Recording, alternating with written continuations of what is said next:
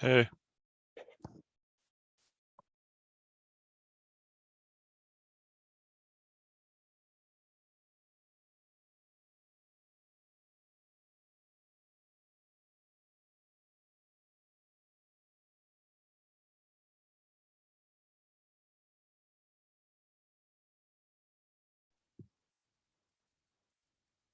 All right, we got the recording going. So welcome everyone. I'm posting the document in the chat.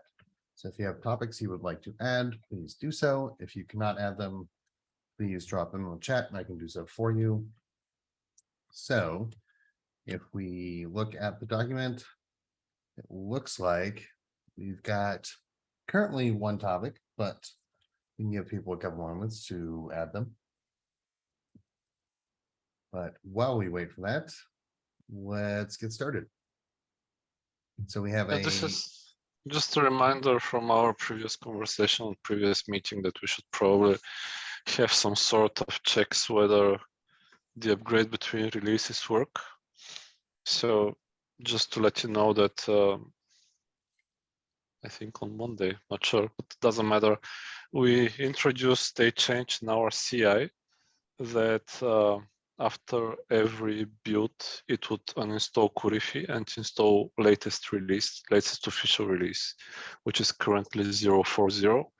And then on subsequent run, it is going to deploy the current commit on top of it. So we hope that if that fails, this means that the change that's being tested somehow breaks the upgrade scenario and needs looking into. That's it. Yes, that makes sense. We should definitely look at making sure that we have a upgrade path and that we know what will break, any breaking changes, etc., and all that. So yes, definitely should be looking at that.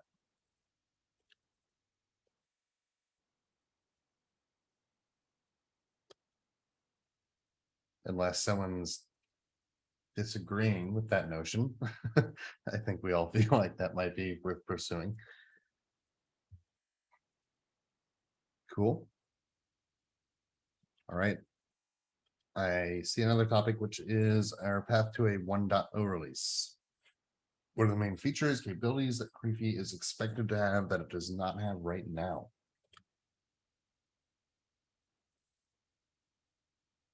Yeah, this question basically comes from a lot of folks on the quote unquote marketing side who keep asking us when we can expect like a major milestone release and what are some of the features that we will expect to have and what it is that will actually take us over the line for a 1.0 release or like a major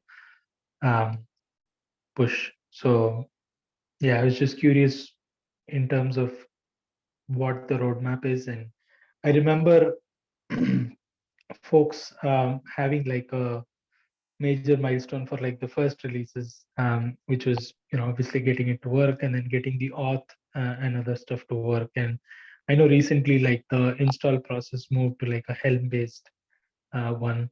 And so are there other milestones or things like that that we can keep track of or that we can communicate to people who ask us this question about what is like the feature roadmap for the project?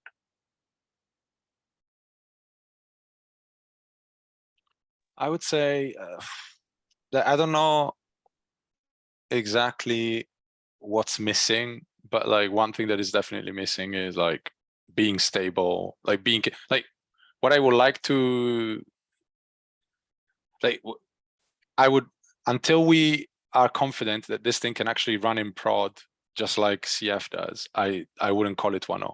That's what I'm saying. So like, how do we get there? It's an interesting question, but like, to me, 1.0 would have to be like stable enough that, like, to me, 1.0 would communicate the message, okay, you can actually run this in prod just like you do with the other CF. We can think of how to get there. I think it's the feature surface is interesting because, of course, we'll never cover 100%. So we could think of which features we think are, like in terms of like surface, what surface do we want to cover before we can call ourselves 1.0. But then on top of that, it's like all of this surface needs to be like actually needs to work well enough that we will be confident to recommend people to deploy this in prod and give it to their development teams. And, you know, One of the questions that I'm often being asked by colleagues who are looking at Korifi are basically always two. First one, can it scale for large deployments? And second one, what about multi-clusters? Well, the multi-cluster support is probably a very, very long shot. I think that we should come up with some performance metrics. But honestly, I don't know how to measure, and by the book, every time you're running some performance test, you need to have a target. I don't know what sort of target we can set. yeah, and the two things are probably linked. Like the whole scaling, like the answer to the scaling question is probably multi-cluster, just because we know that at least for now, people seem to have experienced problems scaling a single cluster to the sizes that CF can reach with a single installation. But yeah, who knows? I mean, maybe Not Kubernetes performance. changes. I don't know. Multi-clusters is not only about performance, it's also about security for customers who are quite pedantic about isolating their data from the rest of the. Yeah, I mean, I'm not talking so much about performance, but like scale, like how big can it get before it falls apart, basically. Like we know there are CF instances that are like huge. They have many Diego cells and many workloads running. And I don't know how much a Kubernetes cluster can, like how many nodes will a Kubernetes cluster handle before it falls apart, and how many pods. Like it looks like at the moment people do multi-cluster mostly because they can't fit all their stuff into one cluster, but that could change in the future. Like maybe Kubernetes is going to get better at handling more nodes, like more cells or whatever they're called, and more pods and etc. I wonder how, like, if this is something we need to test, how are we going to test it? Because it's a pretty expensive thing to be doing as well, isn't it? Yeah. Feels like something you want to partner with. If somebody wants to use Korifi and at scale, we can work with them to make it work. If we borrow some of their resources to see what that scale looks like. I also wonder if this changes by provider. Like, I don't know, maybe, I don't know, if you do your cluster yourself, you can push it further, I don't know, versus having the classic like cloud clusters from the main vendors. I don't know. But yeah, there is definitely one question, because like if we tell people, okay, it's 1.0, but we only do n nodes, we only run on one single cluster, I think it would be a fair thing to say, but I don't know how many people would find it useful to run Korifi on a single cluster, if you see what I mean. Like how many users would need to run Korifi in prod, but on a single cluster? How realistic is it? There's some stats here on what K8s thinks is big for a cluster. No more than 110 pods per node, no more than 5,000 nodes, no more than 150,000 total pods, no more than 300,000 total containers. So they're still severely large. Yeah, that sounds pretty big. But I think I've seen people say you take it, stuff falls apart at about a third of that level. Again, like yeah, you can't go to the outer edges of all of those envelopes necessarily. I think I've seen some presentations about like scale limits that you hit in the API that are a result of different sets of resources kind of compounding as well. So there's a more complex polytope that describes the actual practical operational limits that I'm sure is changing all the time. But yeah, I think that on the multi-cluster issue, I've definitely had the impression that even before you hit those scale limits, people are interested in this as a way to get harder tenancy between different organizational groups at the cluster level instead of just at the namespace level. So I would expect those concerns would be things we'd want to represent in any kind of multi-cluster proposal, or where they want to be able to say like, oh, different orgs get different hardware or something like that. You know, maybe Is this something that maps to isolation segments? Yeah, potentially. I mean, you could, you know, I think we've been trying to find ways to map like, you know, those existing org space and isolation segment concepts onto different Kubernetes concepts, or to figure out how flexible that needs to be. That could be interesting. Because I remember isolation segments in CF are like very much a deploy concern. Like when you deploy, you kind of tag the node, the Diego nodes that you want to be isolated. Yeah, if it's just an infrastructure isolation issue, then you could probably solve it with different node selectors and taints, and mapping those onto the workloads so that they're segregated onto different physical or like virtual machine nodes. But that will be inside a single cluster still. Right, yeah. But again, you might say like, no, for whatever reason, I want these API instances to be separate, maybe because I don't trust the K8s API, or it's not hard enough tenancy. But I mean, all to say that still looks like a complicated and subtle track of work to do at some point. And I think too, kind of trying to come back to the original request around like, what does a 1.0 look like? And what, like when we get people asking about it, like what's our response ultimately? I think, Ron, where you were coming from, like to me, it feels like our big thing is stability, but we can't get stability without engagement from people who are using it. So I would say if somebody's asking for 1.0, like please redirect them to reach out and kind of interface with the team would be my thought.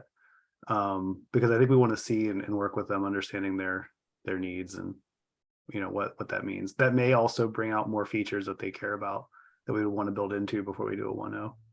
I don't know if that's really the answer you're looking for, Ron, but that's where it sounds like we're kind of going towards. I think there might be a distinction there between end users who might be asking about that and people who are marketing this or covering it.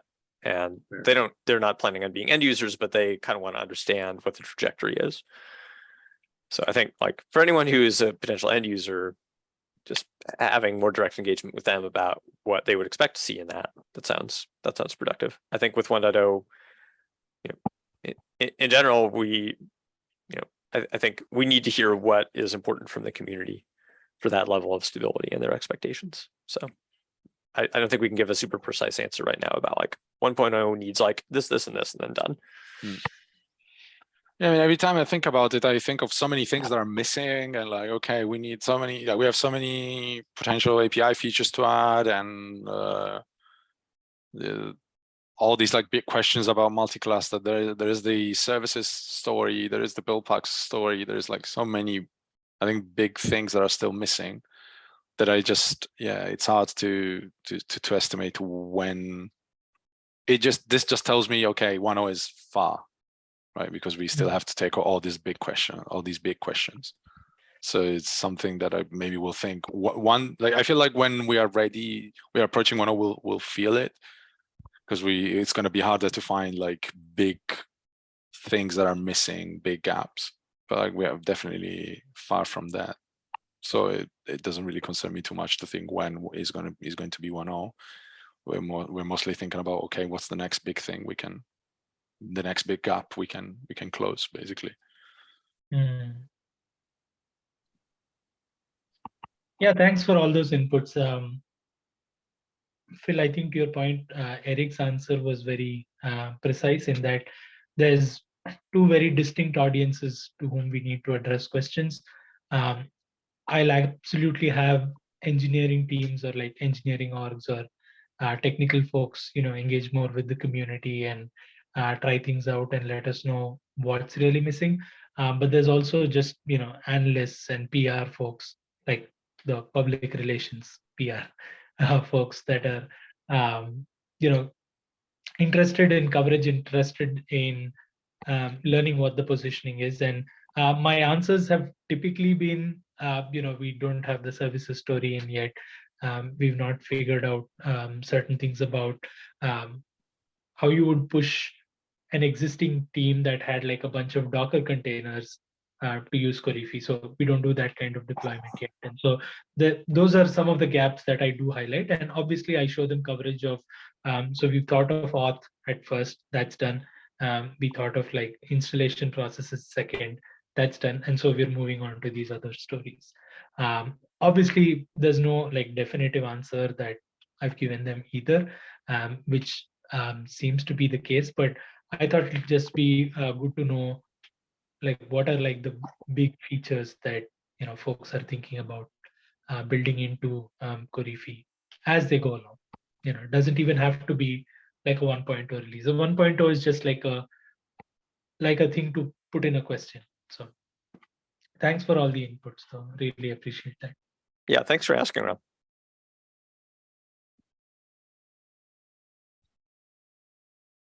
Cool. Yeah, a lot of good discussion there. I think it's gonna be borne out by all of what we said, getting people engaged and figuring out what the shape of that is.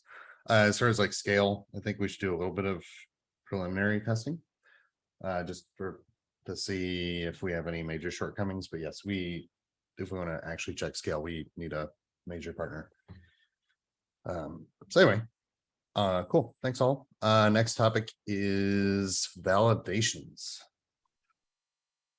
Yeah, so yesterday I was like, okay, I've got some spare hours. I'm done with the backlog work. Let's pick up like an easy story to just get rid of very quickly and call the day with something done, ticked in the backlog. And I start working on annotations and labels.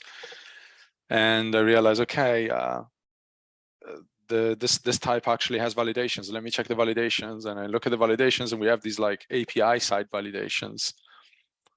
And I realized that I was like, okay, so I should test that the validations are actually applied, and there's no tests for any of the validations that we apply to all our API types. So I started thinking about how to write those tests and talk to the team. And the team was like, why do we need these API side validations in the first place? Because we're validating stuff, and then this data has been sent to the Kubernetes API, where it either needs to be validated again, or otherwise people will bypass the validations just by going via kubectl, for example. So also some of these validations, for example, for labels, I think they kind of try to anticipate, they try to catch things that will break on the Kubernetes side up front, but sometimes they do it not exactly like Kubernetes would do. So there is some sort of like inconsistencies and stuff. On the other hand, there are other places where like we don't validate on the API side, we only validate on the CRD side, but it looks like it's a bit tricky to get the error from the hook that validates, like the admission webhook that validates the resource and produces an error. For that thing fails, but like producing the proper error message in the API from that failure seems to be tricky. Like we take the error and we kind of serialize it and stick it in the reason so that it gets deserialized on the API side and then presented to the user. But it also doesn't feel great because the reason is not for JSON, serialized JSON stuff. It's for plain language, like it's for plain English reason of the failure. So I don't know exactly how to do it, but I would be really tempted to just get rid of all the API side validation and just try to find a way to do everything in the hooks and make the API just present errors coming from the hook somehow, so that we avoid the duplication. And yeah, we just delete all that stuff and we don't have to bother about testing it. If we want to keep it, we should start testing it, because there's pretty much no tests about how we configure those validations on which fields. And for example, for metadata, we have two types. One is, I think, supposed to be used for writes and one is supposed to be used for reads, but there's no test that will fail if you swap them out. So for example, nowadays we only validate, there's a bunch of places where we only validate patching of these labels and annotations, but we don't validate when they get sent the first time for the creation of the resource. So you can create stuff with invalid labels, I guess, but then if you try to patch them, then the validation will fail because the creation is not validated, but the patching is validated. And I think this all comes from like just not having good enough tests. So if we want to keep them, I guess we should test them, but also it feels too much work to have these things done twice. Because it's also a problem that some things are only validated on the API side, right? Because they can be bypassed. Yeah. Well, first, I fully agree. It probably should have been tests. I think it might be worth having like surfacing some of this stuff in Slack because I'm not sure the people who worked necessarily on that are on this call. They might have more detail there.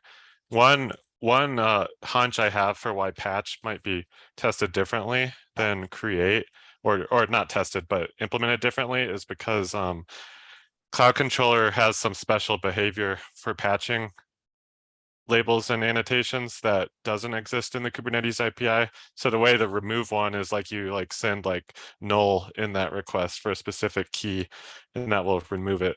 And I think that on Kubernetes API you just delete the key. So there's some subtle differences there. So I imagine they had to do some API specific things for that part. But other than that, like the only reason I could imagine duplicate validation was for error message like ease. So that I don't know if there's a way to get that from the rejection from the Kubernetes API. That sounds reasonable. We do it in some places, but it just doesn't. I'm not very happy about it. That like we basically come back with a serial. Given we need like a semi-structured object to come back, but we can only send back a string. We just serialize the object inside that string. But that means that someone who's using the API who's just using the CRDs, they'll get an error with reason a bunch of JSON that is unreadable. But yeah, I don't know. I guess it's also a compromise that we need to strike somehow, because yeah, otherwise there might not be a perfect solution. But like duplicating the logic just feels wrong. And maybe we should just, get rid of everything. And yeah, it also might be a case like some places it's very important to have the same errors, especially for older API endpoints and stuff. But I have a feeling this is a place where having the exact same error message as Cloud Controller doesn't actually matter. Like the CLI hasn't even fully implemented this full feature set. They only support labels right now. Like I doubt anything is keying too hard on the validation errors here. yeah, it's just I want people to like do something and get a failure that doesn't allow them to figure out what they did wrong. Yeah, because that's just right. I guess I'm saying is if we can bubble up something that tells them what they did wrong but it looks different from what Cloud Controller would return, yeah. that's probably good enough. Yeah, but I guess we can take a deeper look at this and just because to me, if we could just eradicate the whole validation layer from the API, that would be amazing. Because then it means we have one place and one place only where the validations occur, and that needs to be on the Kubernetes API side, because that's our ultimate API. Like that's our innermost surface in a way. Putting everything on the API is not feasible because people can just bypass it. Yeah. So that would be great. But yeah, maybe I'll just post something on Slack and see what people think. I do remember there being some conversations and some like trade-off conversations that may have led to this. I don't fully remember what they were though. So posting on Slack might surface some of that. Yeah, it's more than just bypass the API. It's then you have indeterminate behavior. So that gets kind of bad. depending on Yeah, how and much like you chat. labels are special because like they're validated, given they map so closely one-to-one to Kubernetes. We don't even need to validate them on the Kubernetes side because Kubernetes does that already. But like we still try to validate them at the API side, trying to imitate what Kubernetes would do, but just not exactly. Mhm. So that means some things get blocked at one level, some things get blocked at the other level, some things just slip through. Also on the API level, we try to reject API labels that have cloudfoundry.org in the key. Because I guess the idea is to reserve those keys for us. But that again can be bypassed anyway. So Yeah, I if we're would only leave doing that in avoid. the API, that's not sufficient. Yeah. I also, I don't know. I would just don't bother if people want to shoot themselves in the foot and mess with our own labels and annotations. Stuff will probably break. Yeah, I think I think that question becomes more interesting in the future epic that will probably come sooner than later around propagating some of these things down to like deeper workloads, like the stateful set or the pod or the service or whatever, because then you can actually have real probably bad consequences if you like steal stuff. But I think we could solve that in our controllers with some type of allow list of what is allowed to be propagated. What's in the API right now is like not sufficient and probably not actually helping a ton. But yeah, so I will, before I carry on with like the whole annotations and labels thing, we'll probably take a look at this thing, see what we can do to just get rid of it. And that kind of also eliminates the need for testing them and stuff like that.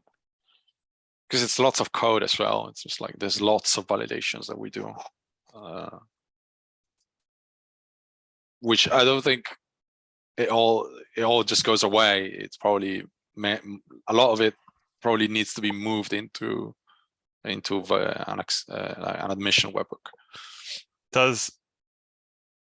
Yeah, maybe it's the case that the Kubernetes API is not rich enough. I'm just wondering why we can't just rely on that failing. I think the problem is mostly like returning the error in a sensible way, because I think it just fails with an error that might be like, I think it's a 400 or 400 and what is it, 403 maybe. Like it may look like you're just not authorized.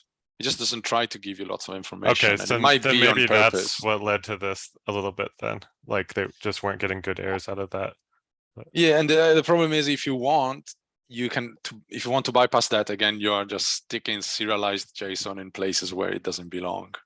But maybe it's, the least bad thing to do. I can't, because in the end, we still have to validate at that level of abstraction, and like duplicating every validation, it just feels like too much work.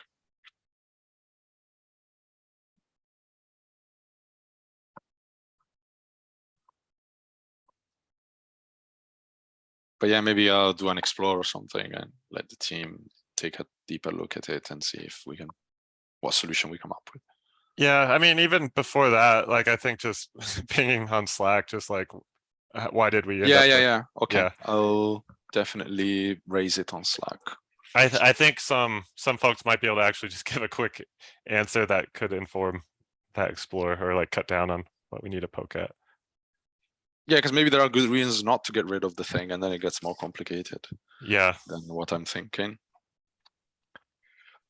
Yeah, that makes sense to me. There's probably people's knowledge, and they probably are like, "Yep, we did it this way because of some weird thing." But it's still worth pursuing, pushing it as much as we can to the Kubernetes layer. Cool. Just a time check. We still have a bit of time. We have 2 more topics. Replaceable networker proposal is a document link that everyone, I believe, should have access to. If you don't, we can probably figure out how to get you access. Yep. And I just put this on here because I think it came out I think it came out last week, and I know we had people at KubeCon, and I just want to make sure everybody had a chance to take a look at it and Cool. talk about it is really it. Yeah, I think all the discussions on the document itself are resolved. So I guess what we're looking for now is just an approval so that I can basically just IPM the stories and get them into the backlog. Because I didn't want to do that before the proposal was officially approved by someone else, someone other than me, basically. And once we have that, I'll just schedule the stories. It's actually little work, I think. It's not too much. Yeah, I can definitely read through and take a look, and a bunch of the rest of us can as well. Might be worth just making sure everyone in the Korifi dev channel. I see there's already a link from Monday, but just sort of a last call on it and say, hey, everyone's kind of on board with this. If you have any comments, make them right now, because Yeah, otherwise I can moving ping forward. people again. Yeah, I didn't have a chance to really look at it until yesterday. I added one comment this morning for what it's worth. It doesn't change the anything too deep, but it's just more of a concern about the number of separate like images and components we're splitting out versus rethinking some of that and maybe just making them conditionally added to the controller manager at runtime. That's interesting. So like make one big image anyway, and then just dynamically at startup leave some reconcilers out. Yeah, that could be a way we do it. The reason I bring that up is just we've started to see just that when you run these on larger environments with other stuff running, they start to bloat. Like when they're all running as one process, they can share an informer cache and everything, and you can just give that single deployment a ton of memory. But if you have like a bunch of controllers running, then operators need to know, like, I need to give this one 4 gigs, this one's 6, this one's okay with 2. And it like the design looks really good, like from a diagramming and just like a discussion standpoint, but I think like practically it might be better if the default ones can still run as the main Korifi controllers. It's interesting because I wonder how that impacts the Helm chart as well, I guess. Because if we move to one image, that means we don't have the subcharts anymore, potentially. Potentially, I'm not even necessarily saying we undo what we did for the others right now, like the X workload ones, because those are like the way they are, and we could consider consolidating them again. And it's more of just like CF route is like yet another, and then like what if we find another, and it's like I'm worried that we'll eventually end up with like a separate component for each controller, which doesn't seem good. So that's my only concern with this. Everything else like makes sense to me. Yeah, I mean, the way I would do it is I would separate the component to its own image for now, but then if we think this is a problem, then we could think of a solution for all components. You see what I mean? Like, because otherwise it would be weird to have some to be out and some to be in. Yeah, I guess I feel like if we're gonna do that, we should probably fast follow with consolidating them, because it's kind of getting unwieldy. Yeah, I think that concern about memory is real. I was just looking this morning at the client cache code for other reasons for the controller runtime, and it's incredibly naive. It's literally just a map with absolutely no logic to throw anything out from the map. So I see. So it just goes forever, and this is the metadata cache. I'm not sure if I found the right caching code for all circumstances, but when the controller runtime client is just stashing metadata in a map. I'm honestly struggling to think of a separate of another component to extract. This feels like the last one that logically was missing. Like we've got builds running, we've got task running, we've got networking. What else could come out? So maybe we'll never have to think about yet another component. But yeah, the ones we have, they're going to become API controllers. the two runners, the builder, and the router. So it's 6. We could also be more sensible about what we're caching, I think. I think as soon as you do a get or something in a controller runtime code, whatever you've got starts being cached, the whole lot of it. So go and get a pod or something, and then all the pods on a system end up in there, even if we don't really care about watching them or anything. I think you'd be explicit about what you want to cache. So we want to go and cache all the things that are going to trigger our controllers and maybe exclude everything else. That's interesting. I didn't know you could do that. Is there a way to do that? Yeah, there's some options. When you create the manager or something, you can control the cache. You can pass some cache options, I think. There must be a different cache. I think that's the, Than the one I was informer looking at. cache versus the Right. client cache. Oh, right. Or, Okay. well, I guess they're all Different things. client caches, but I think there's different client caches. But if we have a memory consumption problem, maybe we need a memory consumption investigation, which looks at how do we reduce memory consumption on the individual controllers? Is that the way to go? Is consolidating the way to go? And then we can, I guess, reason about pros and cons of each one of these solutions. Like, it looks like the root problem is we end up taking too much memory, right? Sure. I mean, that's just one example. I think, yeah, there's just Maybe more like philosophically, we want to try to figure out whether we want fewer images that are a little bit larger that might have some unnecessary things bundled into them, or like more discrete, smaller images, but more of them, because they all have like pros and cons. right. Exactly. Like, I'm even just thinking of like an operator who might be installing this on an air gap thing. They now have like much, like, you could have one like thick image that's like 50 megabytes or something. Like, we all use like thin base layers, but, or you could have like 10 like 30 gigabyte or 30 megabyte images. Like, it just starts to add up as you're tracking more versions of them and stuff over time. And if you need to move them from like one registry to another, or like preload them into clusters, or, you know, there's like lots of things. The rate limiting, we saw that at KubeCon, like everyone got rate limited immediately by Docker Hub.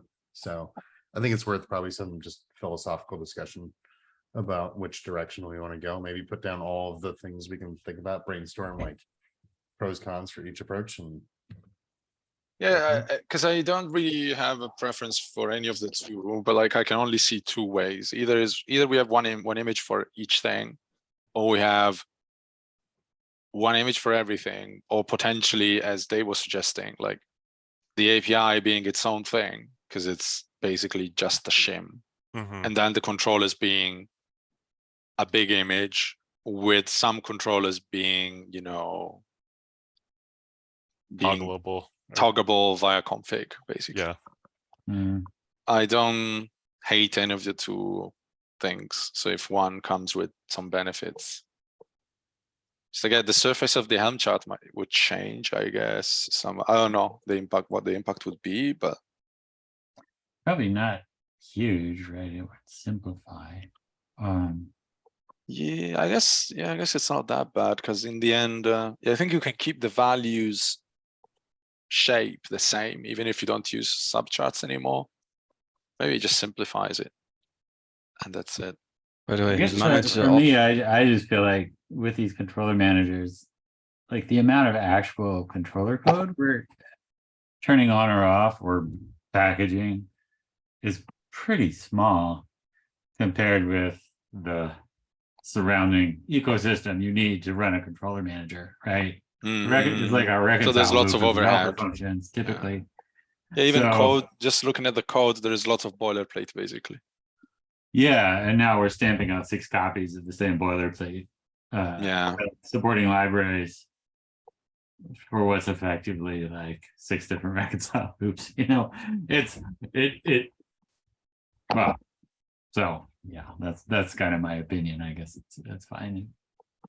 I found the code. So at the top level, when you create a manager, you just set client disable cache to a list of objects you don't want cached for that manager. So there's a top level thing with standard cache. That's probably something we want to do regardless then. Yeah. So. No, because we Yeah. saw that in Arini when somebody did a load test on CF for K8s. Forget who it was, but we got a whole load of emails saying Arini was crashing because it was using too much memory. And I think we looked into it then and we just saw this cache was populated with a whole load of stuff we didn't expect in there. And didn't need. Yeah. Everything you touch gets cached for life, and not just the thing you touch, the entire list of it.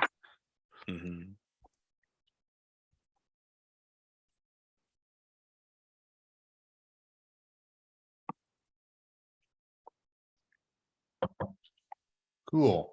So sounds like we need to have some more in-depth discussion about many different aspects of this.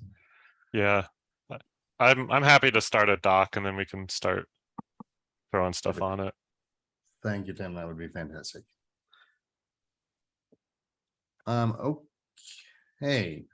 Which is fun that all spun out of the replaceable networker proposal discussion.